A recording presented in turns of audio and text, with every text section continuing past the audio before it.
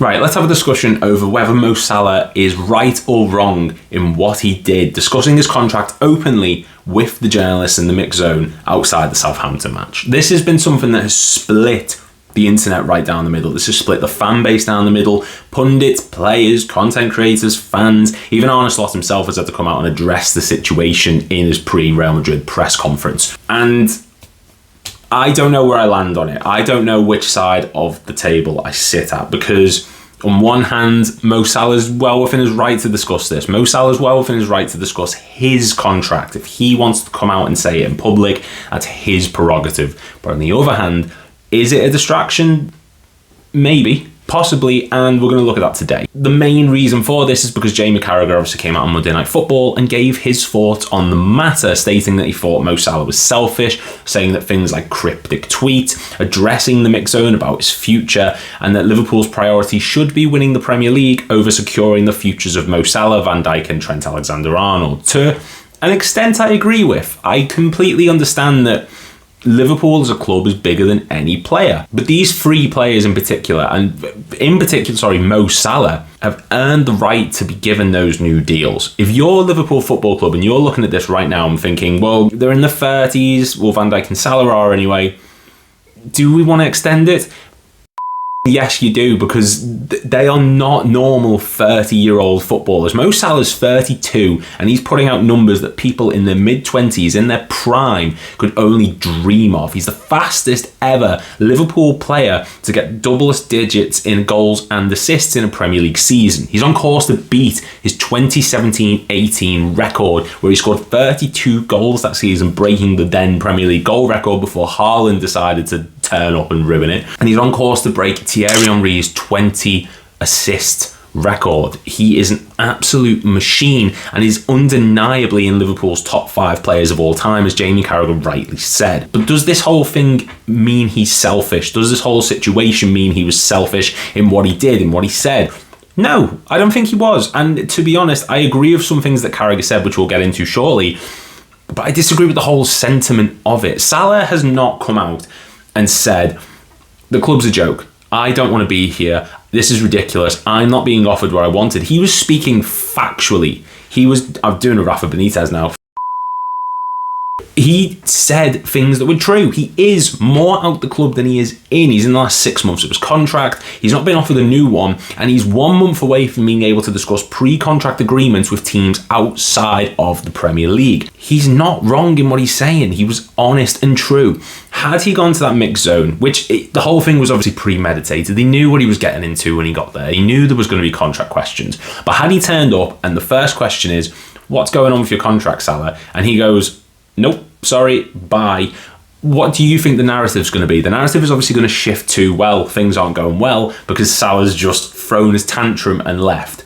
I think he handled it fine. I think he absolutely handled it brilliantly. He spoke passionately about the club. He spoke about wanting to be at this club. He explained the situation very openly and honestly. And to be honest, that's nowadays, you don't get footballers doing that whole deal. Now, on the other hand, I can see why Carragher was upset by this. Liverpool right now are in a title race. Let's face it, I said that in my 5 things we learned from the Southampton match just 2 days ago. We are in a title race. We're top of the Champions League group in this new weird format that it is. And absolutely, that should be the priority. The chance to win only our 2nd Premier League title and secure league number 20. That is how it should be. That's how any club's ambition should be. Liverpool Football Club will remain forever. These players will not, and that should probably be the priority. But to say that Salah's selfish and that we need to be looking at the future rather than securing him for the future is wrong. Salah has been at this club for 7 years, and he's done things and is doing things that no one else is capable of. He is the greatest right winger in Premier League history. Forget the Ronaldo time at Manchester United. Saka right now can't compare to him. Mohammed Salah is the greatest right winger in Premier League history and arguably top flight history. That's going to get me slated in the comments, but we'll deal with that when we get there. I agree with the cryptic tweets thing. I understand that with the agent. That's absolutely fine. I've got no issue with that. But to say that Liverpool's priority should not be signing these 3 players on contracts is ludicrous. If you go into next season losing your best player, a top 5 player of all time, one of the greatest centre-backs to have ever played for your club in Virgil van Dijk as well, who's also your club captain of only 1 year, this is his second season, and then Trent Alexander-Arnold, homegrown, world-class, best passer in Europe of the ball and vice-captain, then yeah, we might win the league this season, absolutely, but then where do you go from there? The plan has always been long-term succession. Salah is still putting out numbers that in 2-3 years' time, he could still be at the top level, and he's bringing the best out of everyone at this club. I'm not saying give him absolutely everything he wants, because we're going to get onto that shortly, but you do need to consider the fact that him leaving could be a bigger detriment to this club than Klopp leaving to an extent. Now, Carragher says in his assessment that Liverpool have moved on from greats before, and we absolutely have. We can go through the list of players who have come and gone, and then someone has had to come after them and they've come and gone. We lost Michael Owen. A couple of years later, Torres comes in. We lose Torres. That same window, Suarez comes in. We lose Suarez. We're in the wilderness for a year or two with the likes of Ricky Lambert, Mario Balotelli and Fabio Borini, and then Mane comes in, then Salah comes in, Firmino comes in. We start losing those players, and now we've got Luis Diaz. There's always players coming and going. That is not the argument. But the difference is those players who left wanted to leave. Those players were ready to leave, bar maybe Bobby Firmino. They all were ready to leave the club. Salah is not. Why would you put yourself into that situation? Why would you force that situation upon yourself as a club to be without your best player? And yeah, the age is there, and that's something that we're going to discuss in a moment with regards to the contract length, but we have the option to keep him. We have the power to keep him at the club, which we've not had before. We didn't have it with Suarez. Suarez signed a new contract just weeks before he left for Barcelona. Torres was awful towards the end for Liverpool when he was wanting to leave the club under Roy Hodgson, and he went to Chelsea straight afterwards. Players always come and go, but we were powerless in those situations. Even Felipe Coutinho is another example in recent history where he was adamant about leaving the club. We sold him, we improved, absolutely, but we have the ability to keep Mo Salah. So the fact that we aren't even considering it, or we're not willing to come low enough to fit it, like, it's ridiculous. You need to keep Salah. You absolutely have to keep Mo Salah at this club. It sounds like I'm begging, because I essentially am. You cannot lose this top 5 player in Liverpool history. I agree with that sentiment from Carragher with regards to Souness, Rush, Dalglish, Gerrard, Salah. He is in that top 5 undisputably, and he's arguably, alongside Steven Gerrard, Liverpool's best Premier League player. Now, lastly, we're going to talk about, is it the length of the contract or is it the money? For me, I'm leaning more towards the length. I think Salah we broke the wage structure for Mo Salah at the time when we signed him. He was 29 going on 30, and he is paid now what he's worth. Let's face it. Is he worth Kevin De Bruyne money? In terms of ability, probably yes, but is it worth the club breaking that wage structure even further?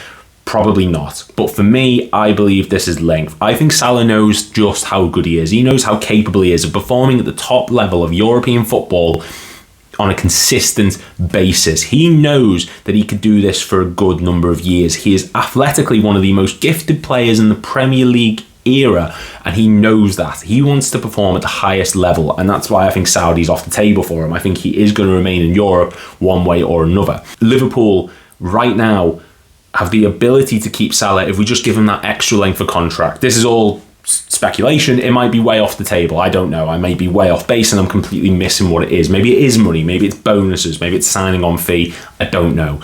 But if it is length of contract, Salah, you do him for the 3-year deal. You do him for 2. And he does dip after 1 year, you find yourself in the exact same situation you're in now. 3 years is the ideal situation, because if he does start to decline, if he does start to dip in form, if there is a severe injury, touch wood, that doesn't happen, you have the ability to sell him. You've got the chance to move him on for a fee if Saudi do decide to come in for him and his stock does dip a bit in Europe, which I honestly don't think it will. I don't want to see him play for another European team. I just really, really don't. I can't lose Klopp, Salah, Van Dijk and Trent all in the space of 2 years, because at that point, I think I will turn into Pep, scratching my eyes out. Now, obviously, Carragher gave some examples of players who have famously left the club, and notoriously the club has done better. Obviously, you mentioned the Steven Gerrard Klopp one, which is a bit of a stretch because that was an entire rebuild of a team. Yeah, that's football. That's just the nature of the beast. Players come, players go, you replace them, we move forward. No club stays still forever. But again, we have the ability, we've got the power to keep Mo Salah at this club. And if Liverpool have any ambition of remaining a top team in the Premier League, even for the next couple of years, you need Salah in that squad, because the idea of losing him, even money aside, losing him on free would be bad, but just losing him at all is a disaster waiting to happen. And I agree with some things that Carragher said. I agree with what he's saying about the nature of the beast. Things come and go. I agree with what he's saying about Liverpool and him have to meet in the middle. But I disagree with the fact that a priority for this club is not keeping Mo Salah. Winning the league is obviously number one priority,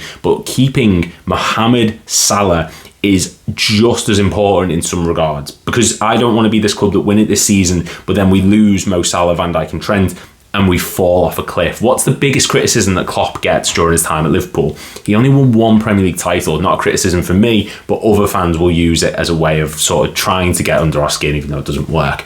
Arne Slot has the chance to do something special, and I think if he wins the league this season and keeps these players, or keeps Mo Salah, you can build on it. You can get to a point where you can win multiple leagues. And yeah, there's no real sort of structure for this today. I just wanted to give my thoughts on it. I agree with some things Carragher said, I disagree with other things that he said. Let me know in the comments down below what you guys think, and let me know, do you think that Mo Salah should stay at Liverpool? Do you think that with everything that's gone on in the media, was he right to address it? Was he wrong to address it? Let me know what you think in the comments down below, and please click subscribe as we try and get to 3,000 by the end of the year. Thank you very much for watching, and I'll see you all in the next video.